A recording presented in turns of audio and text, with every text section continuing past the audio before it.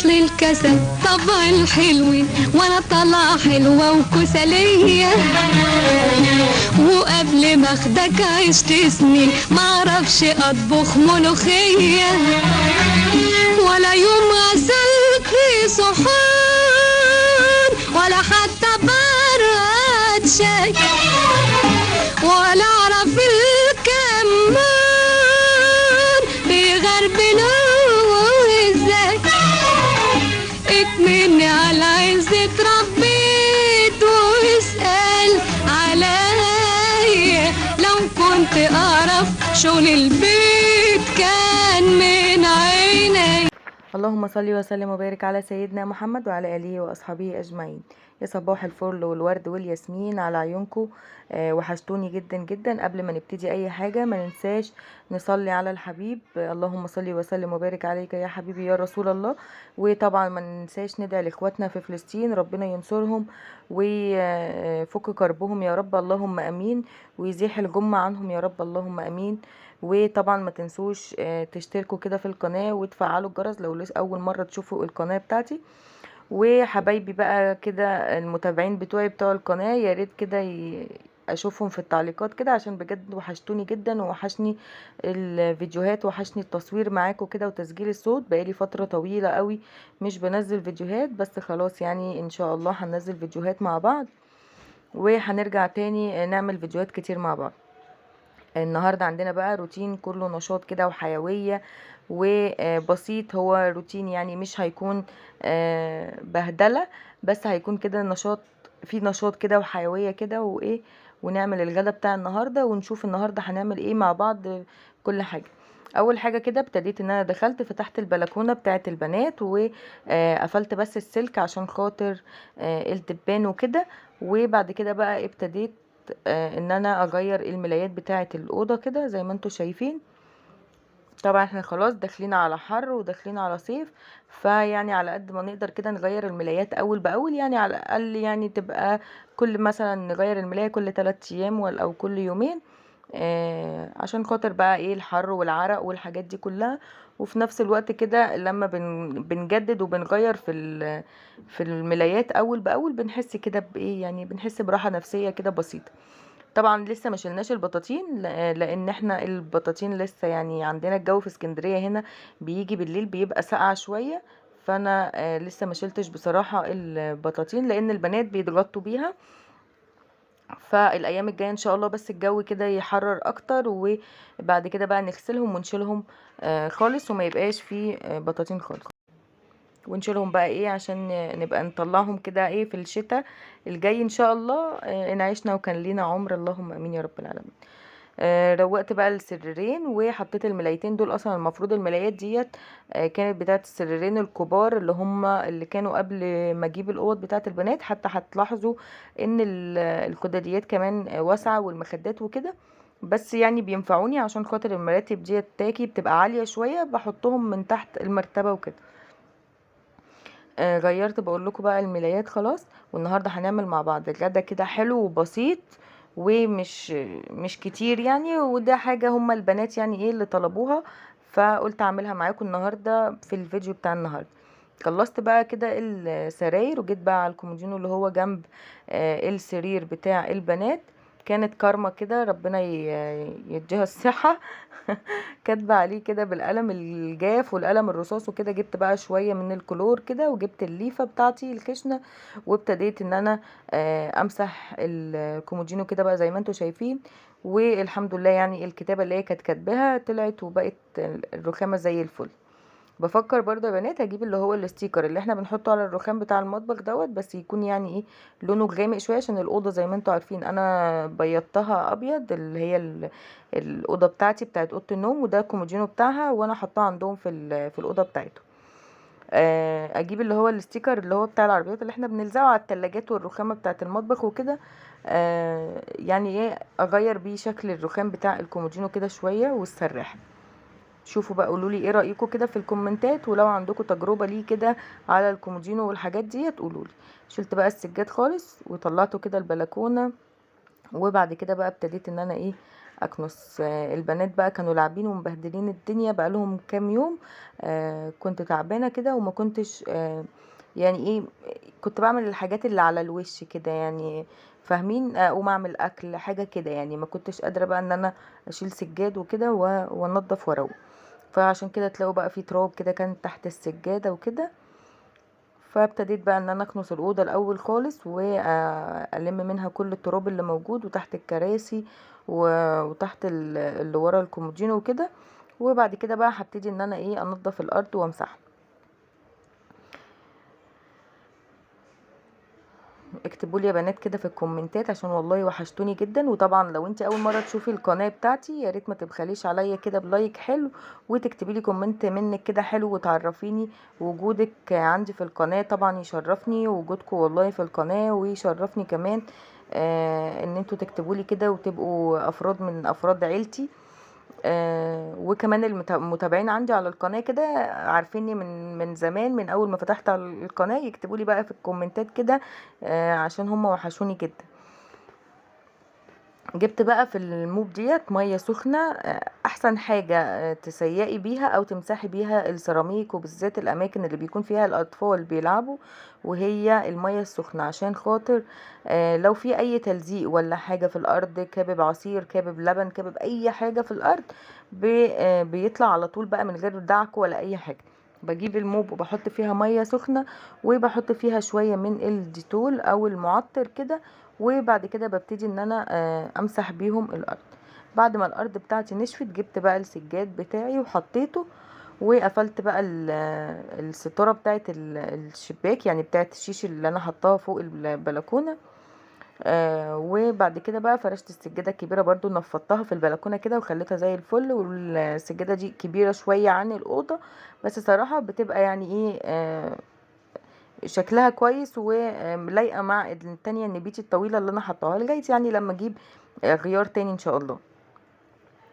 ودلوقتي بقى بخرت كده، جبت فحمايه وحطيتها عليها شويه من البخور، كان جايلي بخور كده من السعوديه حلو قوي وريحته حلوه. حطيت منه كده في المبخره وسبته في الاوضه يبخر كده ويبقى ريحه الاوضه حلوه.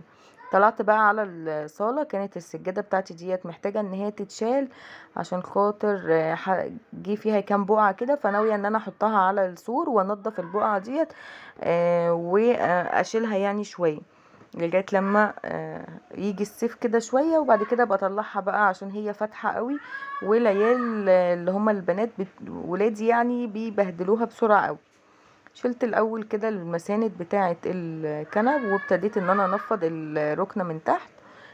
طبعا يا بنات انا وجوزي اللي عاملين الركنه ده كان كنب بلدي واحنا اللي عاملينه زي ما قلت لكم في فيديوهات كتير، بس برضو انا بحب اعيد معاكم عشان خاطر لو حد اول مره يشوف القناه يعرف كده اللي انا بقوله. ولو عايزين الفيديو بتاع اللي هو تجديد الركنه اكتبوا لي في الكومنتات وانا احطه لكم، يا اما هحطه لكم في صندوق الوصف اللي هو بيكون تحت عنوان الفيديو كده، هتلاقيني هكتبه لك يعني، واسيب لك اللينك وانتي بقى خشي اتفرجي عليه كده وقولي لي برضو ايه رايك. جبت الفرش البني ده انا عاملاه مخصصاه كده للقعده بتاعه الركنه عشان خاطر البهدله وكده، وساعات بشيله وساعات بحطه، يعني ايه بخلي بيبقى فيه تغيير كده في الشكل شويه. حطيت بقى المساند بتاعتي كده بعد ما نفضتها وظبطتها، لان هي فايبر ولازم تدبيها كده كل مده يعني عشان خاطر الفايبر بيكلكع ساعات وكده. وبعد كده بقى رصيت الخداديات الصغيره وعملت الكنبه التانية بنفس الشكل. برضو هنا يا بنات انا حابه ان انا اجيب اللي هو البديل السجاد اللي هو طالع جديد اجيبه احطه يعني في الصيف كده في الاوضه بتاعه البنات، يعني يعتبر لو قدرت ان شاء الله باذن الله ان انا اجيب للشقه كلها هيكون احسن يعني، ويبقى كله ايه جديد كده. بس انا مش عارفه لغايه دلوقتي يعني اجيب الوان ايه تنفع مع الركنه، لان انتوا زي ما انتوا شايفين الركنه لونها غامق بس شويه، فانا عايزه الوان كده تفتح معايا الصاله وفي نفس الوقت ما تكونش يعني بتتبهدل بسرعه، لان انا السجاده اللي انتوا شايفينها ديت من ساعه ما جبتها يعني ما بتكملش اسبوع وبتكون اتوسخت واتغسلت تاني. فاكتبوا لي بقى في الكومنتات كده الوان كده، اقترحوا عليا الوان حلوه اجيبها، عشان ان شاء الله لما اجيب الحاجات بتاعه البديل السجاد ابقى عارفه ايه الالوان اللي ممكن تليق على الركنه بتاعتي. هنا بقى شلت السجاده، هي باينه قدامكم في الكاميرا اللي هي نظيفه وزي الفل، بس هي متبهدله خالص. الحتت اللي هي البيضه ديت متبهدله، وكمان الفواتح اللي فيها بتتبهدل بسرعه. دي مشكله الفواتح بالذات لما بتكون المساحه بتاعت البيت صغيره، يعني في مكان انت كمان بتفضلي قاعده فيه على طول. يعني احنا عند الركنه بنفضل قاعدين على طول عشان الشاشه موجوده في الصاله، وقعدتنا كلها في الصاله، فطبعا بيبقى الهلك والرايح والجاي بيبقى في الصاله، عشان كده السجاده عندي بتبهدل بسرعه. بس كنست بقى الصاله كده ونضفتها وطلعت كده من تحت الترابيزات وكل حاجه. والفيديو الجاي ان شاء الله ليكوا كده مفاجأة عندي، هبقى اوريها لكم حاجة عملتها في البيت، هبقى اوريها لكم ان شاء الله. ومسحت بقى الصالة كده كلها، ومسحت تحت الكنب بالموب ده برضو. واحسن حاجة في الموب ديت ان هي الايد بتاعتها بتقدري ان انت تدخليها تحت الكنب، تدخليها في الحتت الضيقة، يعني بتتحرك معاكي كده في كل الاتجاهات. وبعد كده بقى هنفرش الصلاة ونخش نشوف الغدا بتاع النهاردة هيكون عبارة عن ايه. هقول لكم شوية تريكات كده بعملها في الغدوة بتاعت النهاردة. يعني النهاردة هعمل لهم مكرونة بشاميل. هوريكم شوية تريكات كده بعملها بتفرق معايا في الطعم، وبتفرق معايا في التوفير كمان. هقول لكم ايه هي. وطبعا لو عجبتكم اعملوها، ما عجبتكوش طبعا خليكم زي ما انتوا، كلكم ستات شاطره وكلكم بتعرفوا تعملوا كل حاجه. بس يعني احنا بنتعلم من بعض. انا بقدر ان انا اتفرج على فيديوهات ليكوا، انتوا تتفرجوا على فيديوهات اي حد بيعمل فيديو، بحس ان هو بيقدم معلومه انا ممكن استفاد منها. ما بتاخرش ان انا اخد المعلومه اللي هو قالها واجربها، ولو نفعت معايا بستخدمها على طول. فرشت بقى السجاده، وزي ما انتوا شايفين برضو الدنيا بقت زي الفل. وطلعت المبخرة حطيتها برضو في الصالة عشان تبخر كده وتعمل ريحة حلوة في الصالة. وبعد كده هندخل بقى على المطبخ بتاعنا. المطبخ بتاعي بقى اليوم دوت كنت الحمد لله منضفاه وغسله البوتاجاز من بالليل وكل حاجه، فما كانش عندي مواعين يعني وحاجات كتير كده في المطبخ. انا عندي هنا كان عندي صدر كده بتاع فرخه خليته وقطعته، وبجيب بقى طاسه كده حطيت فيها شويه من الزيت صغيرين، وحطيت فيهم البانيه اللي انا مقطعاه مربعات كده او قطع صغيره. وشوحته كده لغايه لما ينزل الميه بتاعته كلها ويشربها. وكنت كمان حاطه المكرونه على النار، طبعا بسلقها نص سلقه زي ما انتوا عارفين. وهنا بقى البانيه حطيت عليه بصل، وحطيت عليه بقى التوابل بتاعتي، كمون وتوابل فراخ، وحطيت بابريكا، وحطيت رشه اللي هو الورق اللورا، والحبهان ده اللي هو البودر. وحطيت كمان حته صغيره كده من هريسه الشطه اللي انا عاملاها في البيت، اللي انا كنت عاملاها معاكم في التفريزات بتاعه رمضان. كنت بحطها كده في الفريزر، ولما بكون عايزه استخدمها بطلع منها واستخدمها على طول. حطيت كمان الملح بتاعي، وهنا كان عندي فلفل اخضر بس ده كان سبايسي فانا ما قطعتهوش كله، يعني كان حامي، قطعت منه ايه حته صغيره. وبحط كمان طماطمايه صغيره كده فاصله منها البذر بتاعها، بتديها طعم حلو جدا، وكمان مش بتخليها فيها ميه كتير. اول تركية انا بعملها في المكرونه بشاميل، لما بيكون عندي مش ما عنديش جبنه احطها على البشاميل وكده، بجيب كيس من البشاميل وبحط معلقتين او 3 كده من الدقيق حسب البشاميل اللي انا عايزاه يكون قد ايه، وبشوحهم مع السمنه الاول على النار. ليه بجيب كيس بشاميل مش بجيب يعني ليه اشمعنى المره دي هجيب كيس بشاميل واحطه؟ انا لما بيكون عندي مفيش جبنه بحط كيس البشاميل، بيدي طعم حلو جدا للبشاميل اكنك عاملاه بالجبنات يعني، بس انا بجيب اللي هو البشاميل اللي بالجبنه اكنك عامله الوش كله بالجبنه كده. وكمان بيبقى طعمه حلو كده جدا في المكرونه، بدل بقى ما احط، في ناس بتحط بيض على وش البشاميل والحاجات دي انا مش بحبها بصراحه. لما بيكون عندي متاح جبنه بحط على الوش، مش متاح بجيب الكيس البشاميل دوت وبعمله كده مع معلقتين من الدقيق، وبيبقى طعمه تحفه اكني عاملاه كله بالبشاميل بالظبط.